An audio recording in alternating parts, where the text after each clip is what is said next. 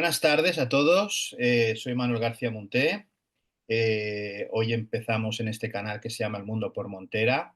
Pese a que ha habido canales y programas en televisión española de ilustre memoria con este nombre, pretendemos hacer honor a esos programas que nos han precedido por su calidad cultural.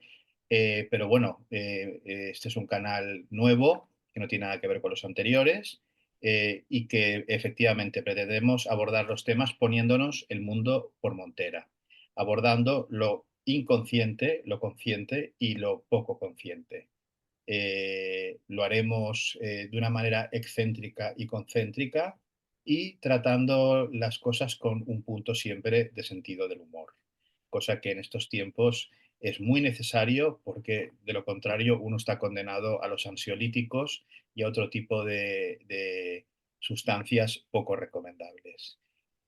Para este primer programa me honra la presencia de un buen amigo, un sabio, escritor, fotógrafo, eh, investigador, excursionista, viajero, en fin, no tengo adjetivos suficientes para definirlo.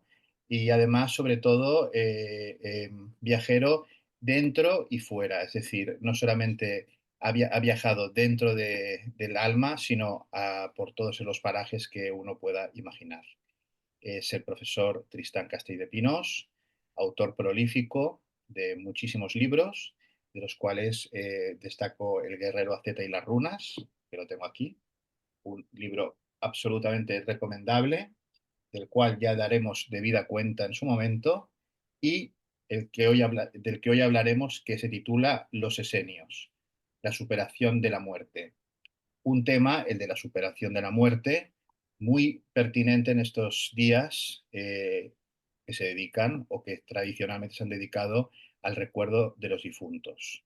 Eso que llamamos muerte, nuestra sociedad parece querer esconder, pero como decía un querido pensador y sabio, querido tanto por el profesor Tristán Castell de Pinós como por un servidor, Raimundo Paniker, una sociedad que esconde la muerte no sabe vivir. Por lo tanto, hoy vamos a dedicarnos a la superación de la muerte en su libro de Los Esenios.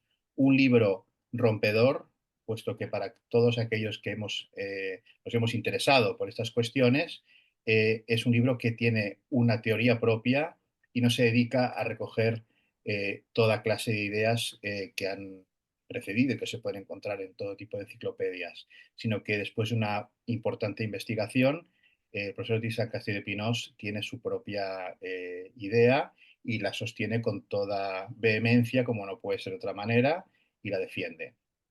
Profesor, muy buenas. Pues muy bien, así me siento bien recibido en este programa inicial del Mundo por Montera. Esperemos que sea de verdad, que nos lo pongamos por Montera, pero mucho, ¿eh? Además. Totalmente.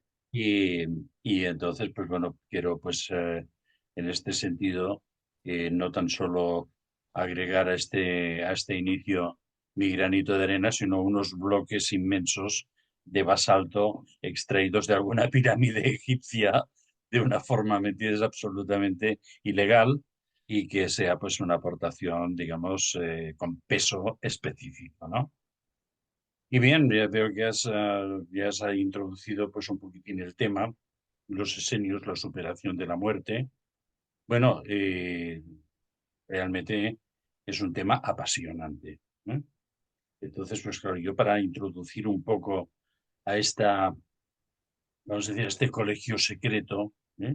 Estos personajes que aparecieron de una forma de la noche como de la noche a la mañana, porque realmente no aparecían en ningún texto bíblico, conocido ni desconocido hasta el momento, que los historiadores que se habían referido a ellos pues eran simplemente por terceras, ninguno había participado de una forma presente digamos, en la vida de los esenios o en las manifestaciones religiosas o mágicas, porque estamos hablando de digamos, de una etnia estamos hablando de un colectivo cuyo el contenido vital estaba más dedicado a la magia, a la transformación radical de la vida y, por supuesto, al intento de anular la muerte en la medida que sea posible. ¿Eh? Pero si me permites, yo no he leído por ahí. A mí siempre me habían dicho que eran ceramistas, ¿no? Que se dedicaban a hacer Ah, vasijas, que hacían sí, sí, sí, botijos, ¿no? fantásticas, fantásticas, sí. Eran, no sé, yo es lo que siempre había escuchado.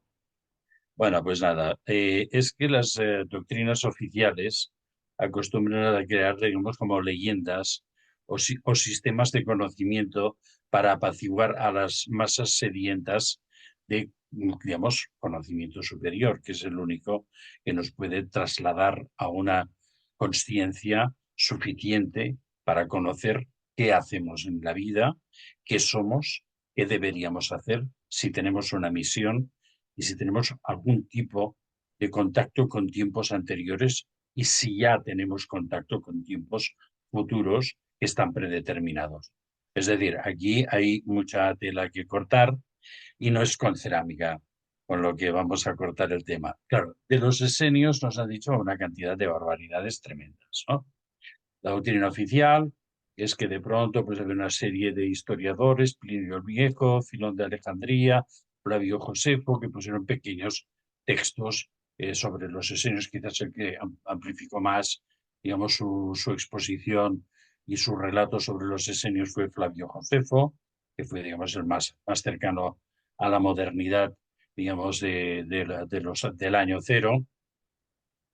Y claro, todo eso, pues bueno, después ha sido manipulado gracias a que en 1947, de una forma, entre comillas, totalmente casual, como siempre, se Sí. encontraron unos pergaminos en unas cuevas en Wadi Qumran, en pleno desierto de Judea, al lado del Mar Muerto, y que encima, cerca de las cuevas donde se encontraban los papiros estos, había unas ruinas.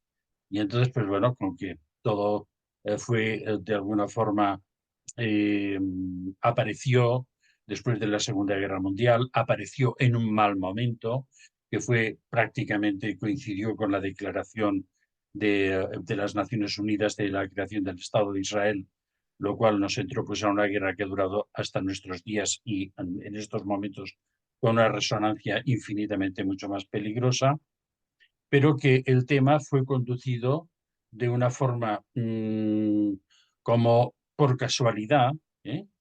A manos de la escuela bíblica, perdón, de la escuela, perdón, ahora no recuerdo, no, de la Fundación Rockefeller, donde existía, digamos, un grupo arqueológico ayudado por el gobierno francés, curiosamente, en el cual, pues bueno, era la escuela bíblica y arqueológica de Jerusalén, que en aquellos momentos estaba comandada por un dominico Roland de Vaux, y que era un personaje misterioso, que fue heredero de otro personaje muy misterioso, y que esta gente, pues bueno, cogió el tema y lo encuadró supuestamente no por su propia voluntad, sino conducidos por voluntades externas, que no sabemos si era 100% el Vaticano o había otros actores, a crear de todo eso un escenario puramente legendario, que fue simplemente que había un monasterio, que era, digamos, el prototipo de todos los monasterios que después habría en Europa a partir pues, de los siglos posteriores al año cero, y que encima pues las actividades de ese supuesto monasterio eran parecidas, digamos, a lo que después se conocía en los monasterios europeos. Era que se había un refectorio donde los pobres monjes que estaban allí solitos y aburridos, pues entonces pues de cuando en cuando podían satisfacer sus pobres, digamos, deseos de sobrevivir comiendo algo, que había un scriptorium donde satisfacían sus deseos de comunicar al mundo visiones metafísicas, y que todo esto pues, era ni más ni menos lo que se había de seguir demostrando a partir de que desde que se encontró los primeros pergaminos en los años 50, o que se aceptaron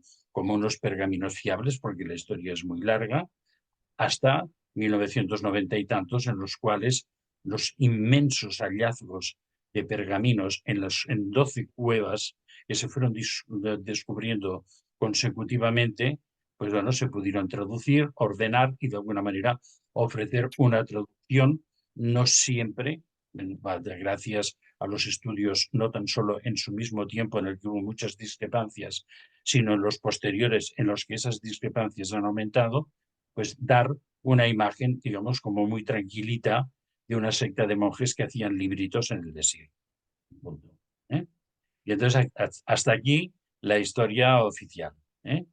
Entonces, pues bueno, entraremos más adelante en el conocimiento del cómo y después sí del por qué se adscribió de una forma muy férrea todos los hallazgos y las investigaciones a esta línea, que digamos fue mantenida con mano y redundo férrea también por el dominico Roland de Vaux y por algunos de sus acólitos, entre los cuales había otros eruditos también de la orden dominica, y bueno, pues así hemos llegado y todos estamos tan contentos, ya lo tenemos todo resuelto, y como las pirámides que se hacían gracias a unas rampas de arena y con unos rodillitos de madera se iban subiendo los bloques arriba, pues que también hemos estado tan contentos hasta que nos hemos dado cuenta de que todo era una falacia absolutamente, digamos, increíble, ¿no? Hombre, es que por lo que cuentas, aquí tenemos unos ingredientes magníficos, ¿no? Porque tenemos a la Fundación Rockefeller, que como todo el mundo sabe, Hombre, sí, es sí, sí. gente que son grandes benefactores y que velan por el bien y el saber de la humanidad.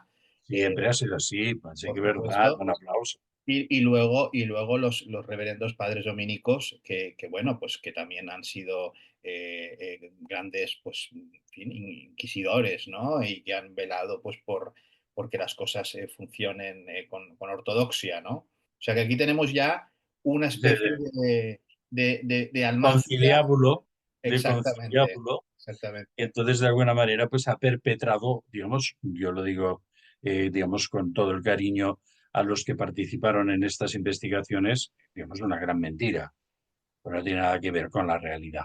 ¿Eh? Y los pergaminos estaban escritos en esas ruinas que se llamaron Qumran, es ni metes la orden o los personajes que vivieron en esas apartadas ruinas incomprensiblemente en un sitio inhóspito hasta lo más imposible de inhóspito y además en lo que en el tiempo de creación de ese asentamiento se consideraba una zona venenosa porque claro, está cercano al Mar Muerto, muy cercano, del cual los propios efluvios de las materias químicas que había y sigue habiendo hoy allí se consideran absolutamente insanas. Por lo tanto, aquí hay muchas preguntas que nos tenemos que hacer, pero antes que todo, creo que la pregunta básica sería, ¿quiénes eran estos esenios? ¿Eran una etnia semita o, digamos, de todo aquel meeting pot digamos, de tribus y elementos, digamos, como irreconciliables entre los mismos que ha pervivido hasta nuestros días y es el origen de este terrible enfrentamiento en el cual estamos siendo, digamos, nosotros espectadores de una forma absolutamente incomprensible cómo nos reaccionamos ante la barbaridad que se está haciendo en estas tierras en estos momentos. Pero bueno, es como un origen, es como un karma, ¿no? Que diríamos, ¿no? Sí. Hay un karma previo. Había un mosaico étnico seguramente construido a base pues, de poblaciones muy contradictorias entre ellas mismas. Eso debió generar en su tiempo pues, una historia que es la que conocemos de constantes luchas entre unos y otros dominios, de secuestros, que una población es secuestrada por los babilonios, por Nabucodonosor, y es llevada prisionera a toda la población. Nos imaginamos que, digamos, una población de millones de personas, cuando en realidad en aquellos tiempos las etnias que había en esta zona eran pueblos pastores prácticamente nómadas y por lo tanto lo mismo pues cogían, digamos, a 200 o 300 personas y habían vaciado el país, ¿no? Pero bueno, todo esto es un tema al que llegaremos.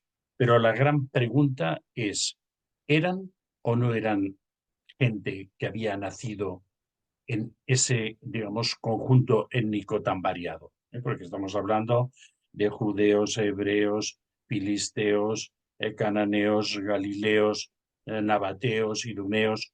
Bueno, vamos, no sé, seguro que me estoy descuidando algunos más. O sea, en un lugar relativamente pequeño convivía gente de naturalezas distintas. Y además, cuando avancemos en el tema, demostraremos que una gran parte de esa población tampoco era originaria de las tierras que hoy llamamos Palestina. ¿Eh? Es que en el caso de los esenios, una cosa que llama la atención es el nombre, ¿no? Esenios, Esen. Este Esen, no sé, tiene como una Sí, resonancia yo, yo, interesante. yo os quiero introducir, digamos, a una vivencia personal, porque ya sabéis que, bueno, que muchas veces los procesos de investigación pues se desatan, digamos, en situaciones en las que uno no ha previsto que se iba a desatar un interés que prácticamente yo en aquel tiempo sí me interesaba mucho la arqueología, me interesaban mucho las civilizaciones antiguas, sabía de la existencia de las ruinas de Masada, Metsudá, lo sabía, pero quiero decir, de no tener ningún tipo de interés ni sobre eso, ¿me entiendes? Mi interés estaba más centrado, y como sigue estando ahora, sobre todo en Egipto. Es uno de los temas que quizás me interesa más. Bueno, hay otros que también, digamos, corren en paralelo, ¿eh? No, no soy un egiptólogo, digamos, no soy monógamo de la egiptología. En todo caso, tengo intereses mucho más abiertos también, ¿no? Pero ¿cómo ocurrió todo esto? Pues bueno, pues mira, muy sencillo. Otro de los intereses importantísimos de mi vida ha sido pues el mundo tibetano. Y entonces, pues bueno, durante un tiempo, gracias a haber tenido un preceptor alemán que estaba refugiado en España, después de la Segunda Guerra Mundial se refugió en España, que era un gran profesor de lenguas orientales de la Universidad de München, y que entonces aquí pues vivía pobremente de dar clases de alemán en institutos, en colegios, y en fin, era el caso de muchos otros que tuvieron que, digamos, coger, metidas a la vía del escape después de la Segunda Guerra Mundial, ¿no? Entonces este personaje coincidió de una forma, como siempre, casual. Yo era muy mal estudiante, mi padre tenía interés en que yo fuera pues alguien importante, cosa en la que se equivocó porque yo he llevado una vida totalmente bohemia, pero que él lo intentó, de reconocer que lo intentó y se lo agradezco muchísimo, ¿no? Y entonces él, en un momento determinado pensó que me tenía que poner un personaje de mano férrea para que yo no me descarrilara mucho. Y entonces, bueno, pues contrató unas clases complementarias con este señor para que me fuera poniendo en vía. Pero este señor, que tenía unas ciertas capacidades, hoy diríamos, de evidencia, supo ver en mí que yo tenía que tener un despertar espiritual. Y entonces, pues siempre había un momento en el cual pues terminábamos las clases un poco antes y hablábamos de muchas cosas. Y él, como gran orientalista, había estado muchas veces en él y me hablaba constantemente del Tíbet, el budismo, digamos, de la magia que rodeaba pues, al mundo tibetano. En aquellos momentos a mí me parecía todo como un poquitín desde película de terror, porque hablaba mucho de las reencarnaciones. Bueno, veníamos de una sociedad católica en la cual la reencarnación ya era como digamos, de terror, ¿no? O Comunión, de excomunión, sí. sea, de este tipo. Y bueno, pues este hombre me dejó pues esta semillita, ¿no? Y gracias a ello, pues hice pues un viaje muy interesante a donde se podía ir con el momento que yo pude viajar a lugares exóticos, y pasé un tiempo en el Ladakh, en lo que el pequeño Tíbet, ¿no? Que se llamaba, porque entonces en aquel tiempo los chinos habían destruido toda la cultura tibetana. Lo que queda ahora pues es una triste representación de lo que había antes. Entre esas montañas había un tesoro de conocimiento absolutamente increíble, y entonces era el único lugar en el que se podía visitar. Y bueno, pues, fui allí y todo muy bien, tuve unas experiencias estupendas e inolvidables. Y entonces al regresar a España tenía una entrevista con otro gran personaje que tú también conoces, que se llamaba André Balbi. Y este André Malraux. personaje era el hombre absoluto, ¿eh? Era un ser con unas capacidades paranormales importantísimas. Yo a André le vi hacer cosas que no he visto hacer a ninguna otra persona dentro del campo, digamos, de la manipulación de la materia. Y no tan solo la manipulación de la materia inerte, sino en cuerpos enfermos. Y entonces, pues bueno, tenía pues una entrevista con él y había estado pues alguna otra vez y tenía, digamos, como una leve confianza, ¿no? Y entonces era, digamos, estaba muy verde en todos los temas, digamos, del esoterismo avanzado, pero bueno, era el típico buscador del grial que no ceja ante ninguna dificultad, ¿no? Y sí, sí, lo fui a ver, entonces él pasaba consulta en Olot y bueno, era un sitio que, digamos, era un poco, amedrantaba un poco porque era como un tribunal. Había una sala muy grande, al fondo había una mesa en la que te acercabas y entonces, claro, él era un hombre importante, también de tamaño, no tan solo, digamos, de importancia mental y espiritual. Y entonces, pues bueno, me acerqué y estaba rodeado, en una parte había pues un hombre, en la otra parte había una mujer y entonces, pues bueno, saludé, él me presentó de una forma, digamos, sucinta a los dos, me dijo que el personaje que había masculino se llamaba Andreas, y bueno, pues yo tan contento, pues le fui a explicar a André que había estado en el Ladakh y que había sido muy bonito y que había muchas Que experiencias. por cierto, si me permites un paréntesis para los Mm. espectadores que se pregunten por quién fue André Malví, pueden tener un primer encuentro con él si buscan en YouTube en programas del Mundo por Montera o de Sí, sí, aquella sí, época de televisión española en los que participó André Malví y le podrán ver en acción, sí, vamos, sí. en acción no al nivel que tú dices, pero potente, acercarse al personaje, acercarse al personaje. Sí, algún día podríamos hablar de la de Malvit y bueno, de todos sus elementos. Digamos, él también había estado en muchísimos sitios, aprendió mucho en tribus africanas, por ejemplo, también. Era una de las cosas que también era un poco peculiar en aquel tiempo, ¿no? Bueno, en resumidas cuentas, pues yo explicaba lo del Ladakh y este señor que estaba con él me dijo, oye, ¿tú has estado en Srinagar? Y yo, sí, sí, sí, he estado en Srinagar. Justamente había pasado unos días porque en aquel tiempo atravesar la frontera hacia Ladakh era complicado. Había pues de las típicas trifulcas en la frontera de Cachemira, una vez con los chinos, otra vez con los pakistaníes, y la carretera estaba bajo fuego enemigo en aquel momento. Había las tropas de la ONU que no nos dejaban pasar y tuve que pasar unos días en Srinagar. Entonces en Srinagar vivía en una barcaza flotante en el lago Dal, lugar maravilloso, y Lago Odal, muy interesante. Dal, sí, sí, también Lago podría ser Odal. lago Dal, sí, sí.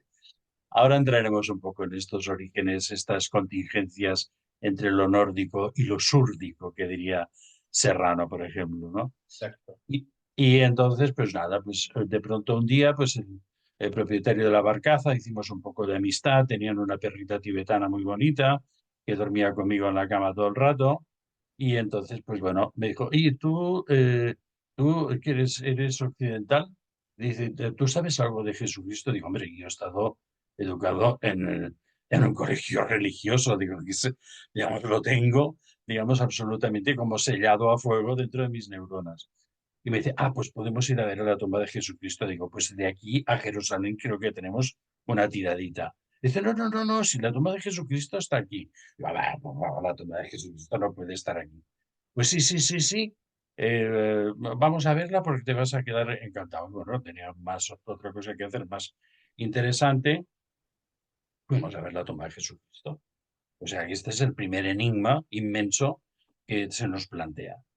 Y sí, sí, cogimos una rickshaw y nos fuimos ahí a un barrio de Srinagar y nada, una cosa muy normal, en una callecita había como una casa quizás un poco más importante que las demás, tenía como una cierta pretensión y unos carteles avisaban que allí estaba la tumba de Jesucristo, así a la buena de Dios, nunca mejor dicho. Casi nada, ¿no? Total, pues bueno, bajamos allí y entonces sí, pues una casita, pues dentro había pues una tumba, como una especie de mausoleo, pero muy sencillito, ¿eh? En piedra, no era nada pretencioso como para ser la gran tumba de Jesucristo y todo eso, no, no, era muy sencillito, no había símbolos cristianos, había sí que una especie de, digamos, de talla en una piedra que eran como los pies, como si hubiera habido, digamos, una presencia y que hubiera dejado la huella de los pies, ¿no? Y entonces digo, no, yo en aquel momento que ya estaba entre los buscadores del Grial, alimentado por todas las leyendas grálicas, pues bueno, pues pedí, bueno, ¿puedo estar un tiempo a solas? Y me dijo, sí, sí, sí, puedo estar entre 2 horas ahí.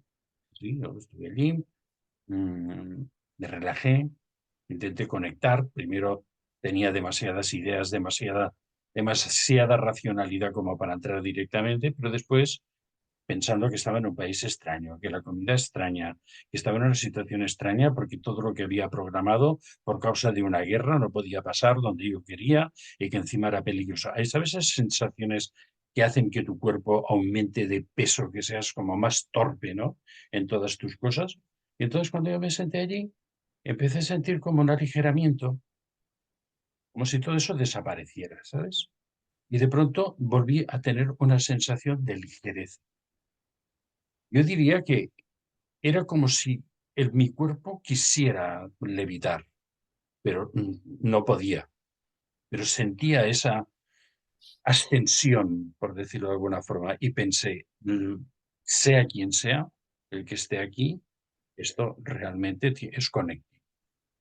Y bueno, pues así fue mi experiencia. Al cabo de unos 20-25 minutos me dijeron que y era suficiente y volví, y claro, con la cabeza pues llena de interrogantes. Y claro, entonces me encuentro en la sala de consultas, esa inmensa de André con ese señor, y yo le digo, sí, sí que he estado en la tumba de Srinagar. Y el supuesto personaje masculino que dice, pero habrás leído mi libro. Yo pensé, pero ¿qué libro?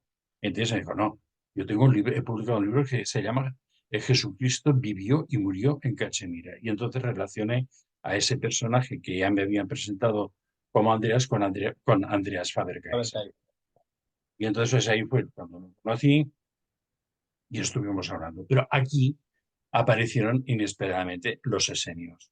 Y entonces André, que era siempre daba, pues de pronto, entonces cuando hablaba como ex cátedra, ¿no? Era como si estuviera en un púlpito y todo lo que decía resonaba en toda la y estancia. además, si me permites, con ese acento aún temblaban más las columnas, Sí, ¿no? sí, porque tenía una voz muy grave y entonces, bueno, con su acento francés, pero tú has pensado que esto es una tontería o qué? Y entonces, claro, yo pensé, bueno, no, y dice, los esenios, y entonces aparece la palabra esenio, eran, digamos, mensajeros de una ciencia secreta de la Atlántida que conocían y viajaban desde el norte de Europa, digamos, enseñando, educando, ¿me entiendes? Dando acceso a esa ciencia secreta en los lugares que ellos sentían, porque aparte de todo eran como videntes y como sensitivos que debían dar, sembrar esos conocimientos. Y al final decía que el final de sus vidas iban a morir al Himalaya. Y entonces terminó de una forma categórica y dijo, Jesús era uno de ellos. Yo pensé, bueno, ahora Jesús resulta que era de Dinamarca, ¿sabes? Aquello que inmediatamente, porque claro, la idea básica es que el pobre Jesús era judío y que no sé qué y no sé cuántos y no sé qué, todo lo que nos habían machacado de una forma totalmente ad nauseam desde nuestra, digamos, infancia, ¿no? Y claro, entonces empecé a tener como una especie de hervidero interior intelectual. Claro, obviamente, cuando regresé pues, a la ciudad, compré el libro de Andreas, el libro de Andreas era absolutamente sorprendente porque aportaba una cantidad de documentación fiable que daba, digamos, un cierto, una cierta sensación de verosimilitud al hecho de que efectivamente el personaje al que, digamos, yo había, digamos, entre comillas, conectado en aquella tumba, digamos, sencilla de Srinagar, podía haber sido Jesús, ¿no? Y entonces, pues aquí, pues empezamos, ¿no? Pero claro, había por una parte lo de Jesucristo, por otra parte lo de los esenios, y claro, empecé a crecer en mi interés por este tema, ¿no? Claro, como siempre en la vida, cuando uno coge un camino digamos, entre comillas, de misión personal o de apertura de la conciencia personal, vienen ayudas de diversas formas, ¿no? La primera ayuda durante mucho tiempo fue que mientras yo daba vueltas a todo ese tema, la aparición de un libro de un brahman hindú que se llamaba Tilak y que ahora afortunadamente lo podemos comprar en traducciones en español, Lo tengo aquí. Sí, lo sí. tienes tú, se llama The Arctic Home of the Vedas, ¿no? El hogar ártico de los Vedas. Claro, también era una propuesta, digamos, muy aventurera, ¿no? O sea, a ver, el hogar, digamos, ártico de los Vedas. Y claro, de alguna forma estaba comparando, digamos, la similitud fonética de los Edas en la literatura nórdica con los Vedas y aportaba, digamos, todo un conocimiento muy importante, pero que en aquel tiempo realmente habría que tener, digamos, una cierta voluntad de absorberlo sin llegar a críticas, digamos, destructivas, porque era realmente muy complicado, ¿no? Y además que este autor, Tilak, dentro del mundo no era ningún Mindundi, quiero decir, era un No, no, hombre no. que era considerado bueno, el equivalente a un catedrático o más, ¿no? Un sabio Pero creo que incluso estuvo ligado con alguna forma política en la India también en su Sí, sí, momento. sí, O sea, que era un hombre interesante, ¿no? Bueno, pues claro, este es el primer punto. O sea, que sí que realmente había pues un eje, por decirlo de alguna forma, norte-sur, sí, que atravesaba, digamos, todo el continente, ¿no? Y pasando por el Himalaya, ¿no? Esto. Después aparecieron los libros de Hugh Schonfield, pero eso fue más adelante. Otro libro muy inspirador es el Shiva y Dionisos de Anilú. Plantan el Louvre, que es un libro interesantísimo y que yo recomiendo a todo el mundo. Otro libro interesantísimo, ya que hemos nombrado pues a mi desvenerado maestro Raymond Panikkar, era el Cristo, digamos, el Cristo desconocido del Del hinduismo. hinduismo, Sí, sí. donde realizaba pues el shivaísmo con el cristianismo. También era una pirueta, digamos, intelectual muy arriesgada. Bueno, ¿Eh? este libro cuando salió en su época reventó varias cabezas, ¿eh? Porque además lo publicó en una época, creo que en los 60 o 70, que fue absolutamente, era locura plantear eso. Eso era un rompehielos de verdad, hablando Un de, rompehielos. de Sí, los orígenes nórdicos, era un desde rompehielos. luego, desde luego.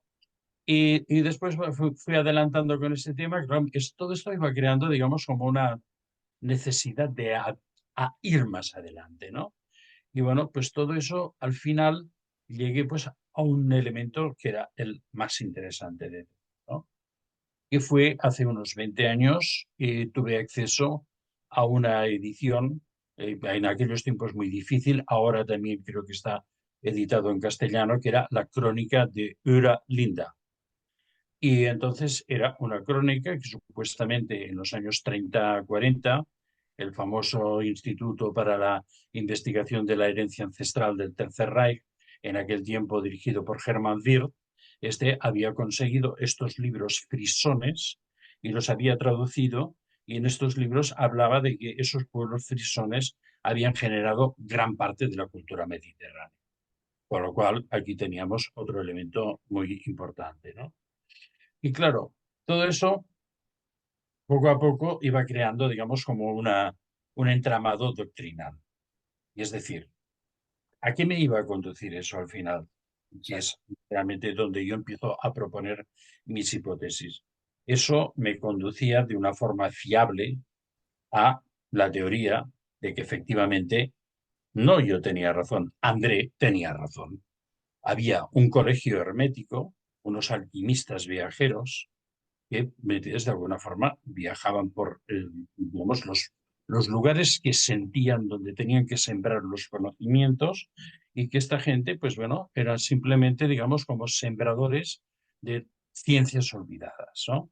Y que esta gente procedía del norte y procedían de esas barreras del hielo, que allí, recuerdo ese, esa serie que se llamó Juego de Tronos en un momento determinado, en el que curiosamente se hablaba de la barrera de hielo, y bueno, que realmente las glaciaciones, hay, digamos, los estudios suficientes para ver, digamos, cómo evolucionaron las glaciaciones en el norte de Europa y que eso fue, de alguna forma, un empuje para que los pueblos del norte, digamos, buscaran, digamos, asentamientos más cálidos, ¿no? Algunos pueblos, pues bueno, fueron a través de Europa creando asentamientos, que son algunas de las teorías, porque últimamente ha aparecido también otro libro que aprovecho para recomendar a todos los que nos escuchen, que se llama Homero en el Báltico, y que, digamos, el título puede, digamos, conducir a una cierta, digamos, confusión de pensar que los famosos viajes de la Ilíada y la Odisea y digamos, las epopeyas homéricas eran viajes al norte, cuando en realidad el libro lo que quiere de alguna forma documentar es justamente la teoría de Tilac también, que digamos, la ciencia y el conocimiento venía del norte al sur, ¿eh? El libro también es interesante y por lo tanto es un apoyo más a todas estas teorías que estamos proponiendo aquí. Entonces, perdón, No, no, no sé, excelente, excelente. O sea, es un libro que no conocía, pero bueno, tomo buena eh, nota porque es vale la pena. quizás un poco demasiado denso y Vale. en algún momento, digamos, se pierde un poco el hilo, digamos, conductivo, pero vaya, me parece absolutamente fundamental. Digamos, es la mini biblioteca esa que os estoy proponiendo. Creo que este es un buen colofón para esta biblioteca. Y aparte, mi libro de los esenios, La superación de la muerte, en la que esta teoría está muy expresada, ¿no? Y entonces, bueno, ¿qué tenemos aquí entre las manos? Teníamos algo que sean, digamos, la gente del norte. ¿Cómo serían conocidos la gente del norte? Eran los que venían del hielo y por lo tanto serían los Iceman. Ice. También era gente que tenía conocimientos sobre minerales, curación, interconexión, ciencia secreta, que ahora veremos quiénes eran, cómo demostraron, digamos, esas habilidades o esos conocimientos, ¿no? Digamos, a medida que podamos ir avanzando. Y por lo tanto, sobre todo también eran los Eisenman, los que conocían todos los sistemas de fundición y mezcla de materiales para conseguir, digamos, armas, sobre todo en aquel tiempo tan fundamentales, entonces, digamos, menos, digamos, maleables o, digamos, con menos coeficiente de ruptura. Y por lo tanto, tenemos aquí ya dos elementos que, digamos, vemos que esos científicos, que eran los hombres del hielo, Iceman, y los hombres del hierro, Eisenman, ¿me entiendes? Estos eran los que viajaban hacia el sur. Pero ¿cómo viajaban hacia el sur? El libro de Öra Linden nos dice que los frisones ¿eh? eran navegantes muy, digamos, muy avanzados y que de alguna manera eran a través fueron descendiendo hasta penetrar en el Mediterráneo e ir creando asentamientos. Muy bien. ¿Y qué pasa con los frisons? Que los fry sons o los free sons quiere decir los hijos libres, los que no tienen ningún tipo de, digamos, arraigo, los que no tienen nada que les impida Sin ir ataduras, a sin donde ataduras. quieren. Y volvemos a encontrarnos, digamos, con un poco con la génesis de nuestros esenios, ¿no? De los free sons, ¿eh? Entonces, bueno, pues estos realmente está totalmente documentado en tiempos muy anteriores digamos, al año cero y quizás hay, digamos, los investigadores sobre el tema de las primeras instalaciones de los pueblos nórdicos en el Mediterráneo hablan de 2000 años antes de Jesucristo. Yo creo que llegaron mucho antes, porque las glaciaciones realmente eran muy importantes en Europa y entonces las migraciones hacia el sur pues eran de alguna forma estaban impelidas por ese avance de la muralla de hielo, ¿no? Y entonces pues nos encontramos que tenemos estas poblaciones que van creando, algunas tenemos noticias muy fiables de primeras instalaciones en la costa sur, el norte de África, en Túnez sobre todo, ¿eh? Pero después encontramos vestigios, por ejemplo, hay otra cosa que es interesante. Nuestro Tartesos También el Jordi Maluquer, que tiene un libro maravilloso sobre Tartesos, que a todos los que estén interesados en el tema también lo recomiendo. Y entonces, pues él dice que hablando de digamos, de la construcción del toponímico Tartesos, habla que en el Mediterráneo, en aquel momento, las culturas que llegaron, todas estaban, de alguna forma, son identificativas con estos diptongos o con estos grupos silábicos de esos, isayos, asos, asen. ¿Eh? Entonces él ya cuando en su libro de Tartesos esto lo deja muy claro también. Y esta gente sabemos que se instaló en la costa suroccidental del Peloponeso, y entonces ahí crearon una zona que todavía se reconoce hoy día como Mesenia. Y ya volvemos a estar otra vez en la Mesenia. Y después, navegantes frisones llegaron a la parte de las costas de Palestina. Por una parte, por una parte crearon un asentamiento que todavía es reconocible por el nombre, lo que hoy es el Líbano, en el pobre Líbano de nuestros días, Tiro, que entonces fue nombrado, digamos, es el Tiro, digamos, en lo que nos queda del nombre original, que era Tirsburg. En el mundo nórdico, Tyr representa siempre el guerrero, o sea, es la fortaleza guerrera, Tirsburg. Crearon también asentamientos en el sur de Palestina, en lo que es el actual y, digamos, arrasado Gaza, en Ascalón, en Ashot, en Gat, en Ekron, en una serie de lugares que todavía perviven con esos nombres, y crearon las poblaciones que también se les llamó, los griegos les llegaron a llamar los filisteos, los que creían en Dios, los amados de Dios. Es muy curioso que desgraciadamente no quiero ni pensar cómo estarán en estos momentos los yacimientos arqueológicos en esa zona. Es muy curioso que investigadores de la Universidad de Tel Aviv, arqueólogos, han hecho excavaciones en los años anteriores, sobre todo en la zona de Ascalón. Y en esa zona descubrieron una serie de necrópolis que les permitieron, digamos, avanzar mucho y a certificar que realmente las poblaciones que estaban asentadas, los filisteos, vamos a recordar, no eran en absoluto de origen semita.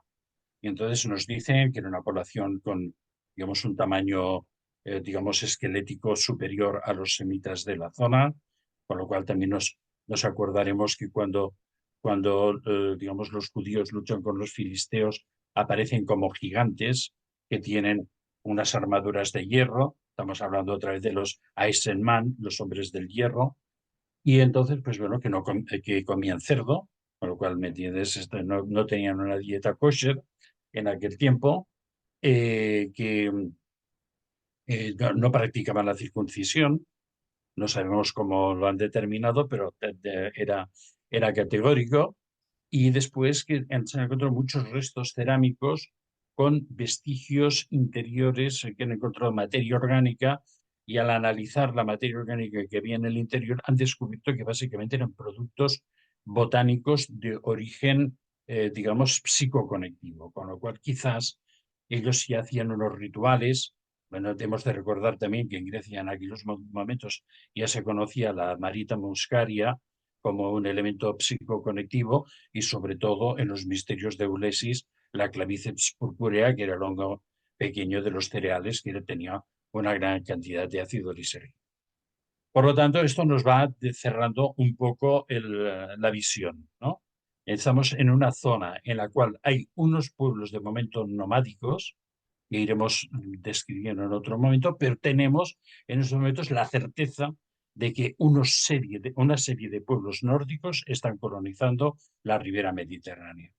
¿Y dónde van a colonizar más, y que será el antecedente y sobre todo la guía que nos va a llevar hacia digamos, el asentamiento de Qumran como un asentamiento, entre comillas, nórdico? ¿Eh? Vamos a dejarlo así porque es un tema suficientemente categórico.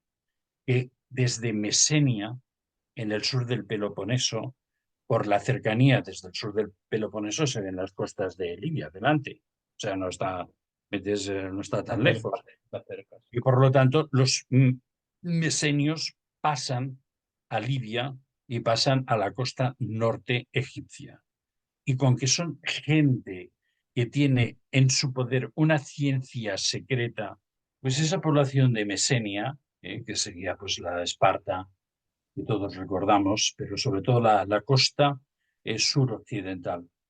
Estos pasaron a la ribera, digamos, sur del Mediterráneo y entonces allí fueron reconocidos como grandes científicos por los egipcios. Hay una teoría muy buena que dejo aquí de pasada, o muy interesante, más que buena, de Alfred Schlossmann, que es un autor francés de origen alsaciano, y entonces, bueno, tiene una vida absolutamente apasionante, es un personaje totalmente apasionante. Él sostiene que, siguiendo las teorías platónicas del hundimiento de la Atlántida en el centro del Atlántico, las poblaciones, muchas de ellas, pasaron a la costa, digamos, occidental de África y que entonces, guiados también por sus, digamos, guías espirituales o por los extraterrestres de Orión, que aparecerán en el Sinaí un poco más adelante, que los volveremos a encontrar, van buscando el río mágico y tienen que atravesar todo el norte de África. Y según Schlossmann, esta sería la verdadera idea del éxodo de los judíos, sí que no eran judíos, sino que eran los atlantes que habían llegado a las costas tal, y que tienen que atravesar todo el desierto, pero no el desierto digamos, el pétreo de Palestina, sino el desierto del Sáhara, y eso sí que tardan 40 años en llegar. Un poquito más grande. Sí, un pelín más, ¿no? Y entonces, pues, y además era muy fácil porque además podían seguir solo, digamos, por el nacimiento del sol, sabían dónde tenían que ir hasta encontrar el Nilo y asentarse allí. Con lo cual, con los mesenios, los que venían de Mesenia y con los egipcios que habían llegado a la ribera del Nilo, pues nos encontramos con lo mismo, los antiguos habitantes de Atlantis, pero estos solos por la teoría de Alfred Schlossmann. Y un libro maravilloso también es que creo que este programa, al final tenemos que hacer un programa de libros o tener como una pequeña tienda de libros virtual que tiene un libro maravilloso que es una novela. Sus teorías están solo en francés y algo en inglés, que se llama Y Dios resucitó en Dendera, en el templo de Dendera, cerca de Luxor, ¿no? Y entonces, pues el libro es maravilloso. Bueno, dicho esto, lo que sí sabemos es que los Mesentio, porque ya está documentado, los egipcios tenían, digamos, no tan solo la cabeza sobre los hombros, sino que estaban perfectamente ubicados en el mundo en el que estaban. Y cuando hablan de los pueblos del mar, tampoco no hablan solamente de los Mesentio que atravesaron el Mediterráneo para llegar allí, sino también hablaban de los Shemshu Or, los hijos de Horus que venían de Amenti, o sea que era el occidere de los latinos en lugar de la muerte, y que venían y que de estos también llevaban una ciencia secreta. Y creo que, bueno, una de las primeras manifestaciones de esta ciencia secreta, ahora volveremos al orden, fue la construcción de la primera pirámide, que es una máquina del espacio-tiempo extraordinaria, que es Saqqara por Imhotep, que debió ser uno de esos mesenios. Entonces, bueno, pues ahora tenemos una constancia de que realmente todo lo que vamos a explicar a partir de ahora está relacionado con las etnias del norte de Europa, los viajeros, los misioneros del sol, como les llama a uno de mis autores predilectos, que es Alejandro Martínez Torrá. Hizo un libro maravilloso sobre la Cábala. Y entonces estamos ahí, y por lo tanto, ¿cómo llegan esta gente a- al Mar Muerto? Porque claro, hasta ahora ya hemos visto que todo el Mediterráneo estaba, bueno, por una parte teníamos poblaciones nórdicas que se habían instalado en las costas palestinas. Esto ya formaba, digamos, un substrato étnico que era afín a todo lo que viniera después, ¿no? Por otra parte, tenemos que Egipto había aceptado a los misioneros del Sol y que fueron los primeros científicos de Heliópolis y que ese culto a Ra, Atón, fue el que después despertó al faraón, creador del monoteísmo, que después había dado un salto en el tiempo hasta la llegada de su descendiente, al que nosotros llamamos Jesucristo, y entonces que Ajenatón entonces tomaba otra vez digamos, ese mensaje de ser un misionero del sol, como eran los Shemshu-Or, los hijos de Horus y los Mesentim, ¿no? Y aquí nos encontramos con el gran problema del encontronazo con los relatos bíblicos y lo que vamos a hablar ahora. ¿Mm? El encontronazo es el siguiente. Claro, tenemos una religión oficializada, ¿m? En la cual pues hay un registro, digamos, de una, entre comillas, se llegó a llamar colmo o colmo de los cinismos, historia sagrada, convirtiendo unos relatos legendarios o relatos simplemente, digamos, unidos como en un patchwork de leyendas tomadas de Babilonia y de otras partes, porque, señores, el pueblo de Israel no tenía historia. Era un pueblo, digamos, de pastores. Y por lo tanto, y la prueba de todo ello es que los vestigios arqueológicos que se han ido destapando en Israel, ellos no tienen arte, ningún tipo de arte. ¿No? Y de hecho hay libros muy recientes o relativamente recientes de expertos y de catedráticos de arqueología judíos que así lo reconocen, ¿no? Además de un grandísimo prestigio, no tan solo internacional, sino en el propio Israel. En la Porque Biblia desenterrada, etcétera, todos esos libros. ahí iremos llegando a todo esto, ¿no? Y entonces, pues, ¿qué tenemos aquí? Que de pronto hemos de volver hacia atrás, hacia la conexión Jesucristo en Cachemira, ¿m? Y pensar que ha pasado también otros éxodos que de alguna forma llegarán a confluir en esta ribera mediterránea palestina. Porque claro, eh, si nos hemos, el gran problema de la arqueología actual en Israel, como tú has comentado, y luego hablaremos de los autores y hablaremos de declaraciones que son muy contundentes y muy rompedoras, por cierto. Entonces, por una parte, no hay vestigios y por otra parte, bueno, ¿de dónde sale, de dónde ha venido? Entonces, esa cultura que parece ser extraña y que se asienta en medio de un caldo étnico que supuestamente tampoco debió ser muy receptivo en su. Y eso es lo que hemos hablado del origen nórdico, que va, ¿me entiendes? De alguna forma será uno de los protagonistas de nuestra historia, y ahora vamos a hablar del origen, digamos, pseudo-semítico, que también aparecerá desde un escenario muy lejano y que llegará a esta zona de la costa palestina, ¿no?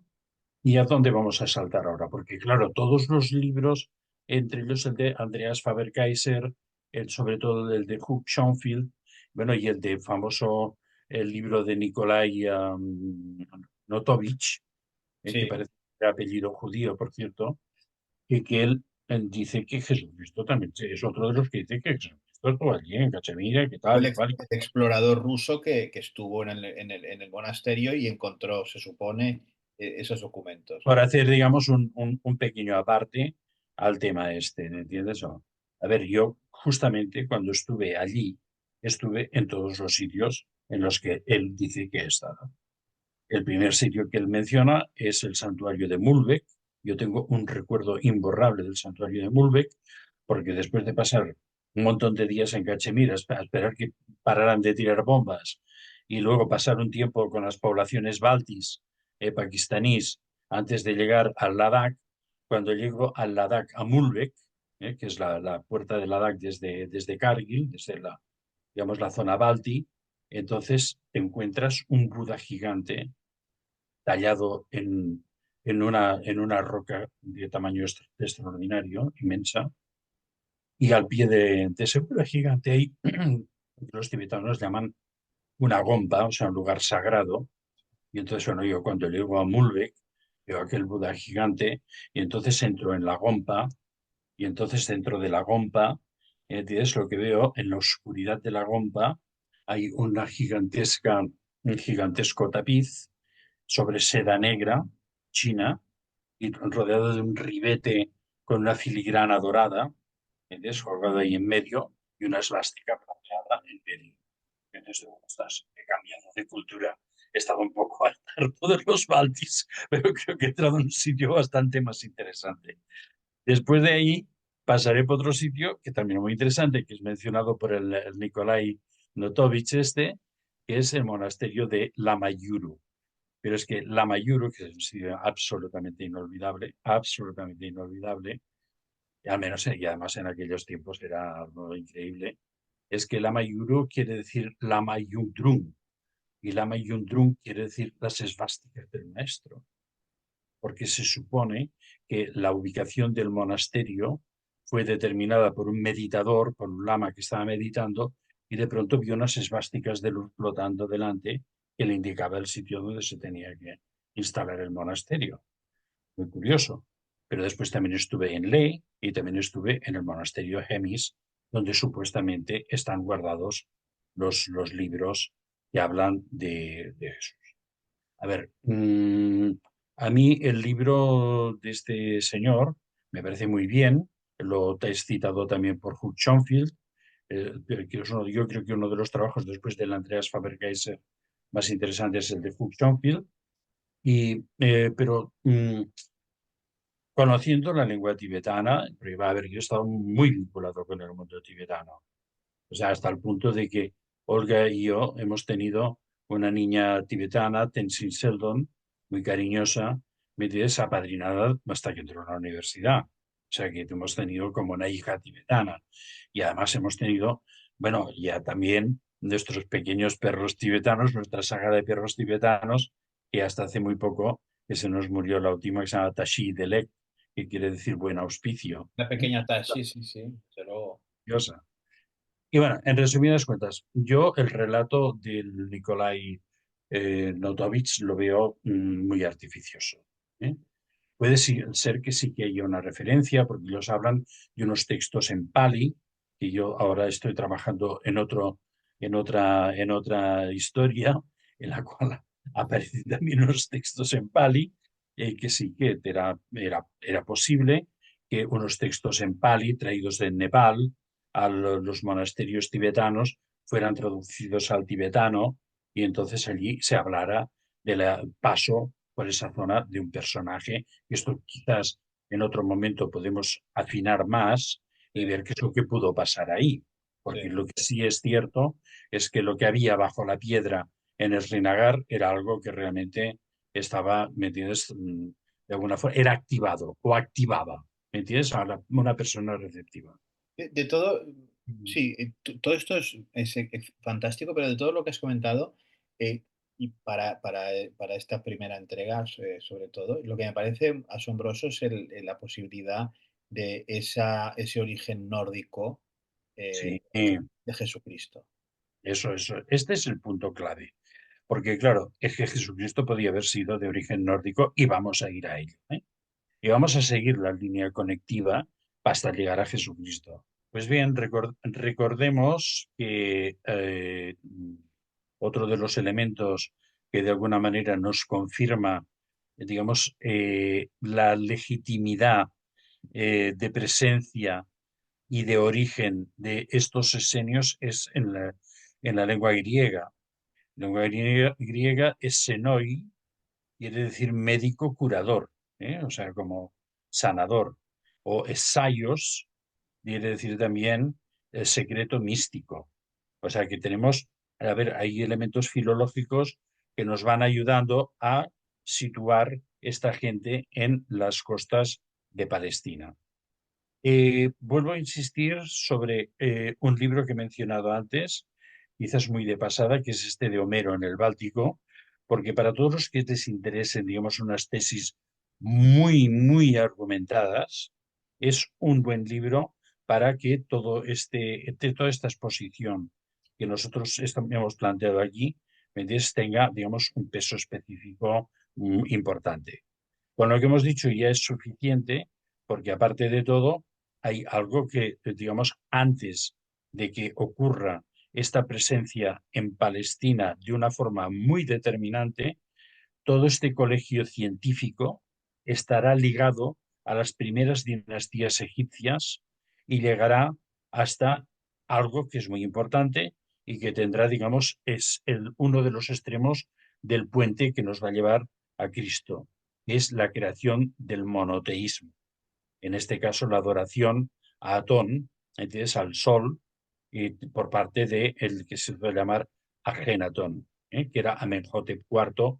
Hay otra cosa muy interesante, que toda la dinastía anterior a Ajenatón fueron llamados Amenhotep. ¿eh? Y entonces también hemos de recordar que el guía Mesentio que creó la pirámide de Saqqara se llama Imhotep también. Hay una serie de relaciones que son muy Son interesantes. bestiales. Sí, sí, sí, sí. Entonces hablaremos un poquitín de fue digamos, la presencia de los Mesentiu, los Shem-Shugor, las poblaciones del norte en esta zona digamos, en este segmento de las dinastías egipcias, y hablaremos de lo que decíamos, el gran encontronazo entre la teoría que vamos a promover ahora y la oficial. La oficial es que los judíos pobrecitos fueron esclavizados y llevados metidos a Egipto, y al cabo de no sé cuántos años se les permitió salir, según muchos autores, digamos, expoliando todo lo que pudieron a sus pasos, a su paso, entre los elementos de tecnología superior egipcios. Hablaremos un poquitín también de esto, de pasada, y después, esta es la teoría de Moisés, nacido en el río, no sé qué, y qué tal, que será el guía, Patatín, patatam.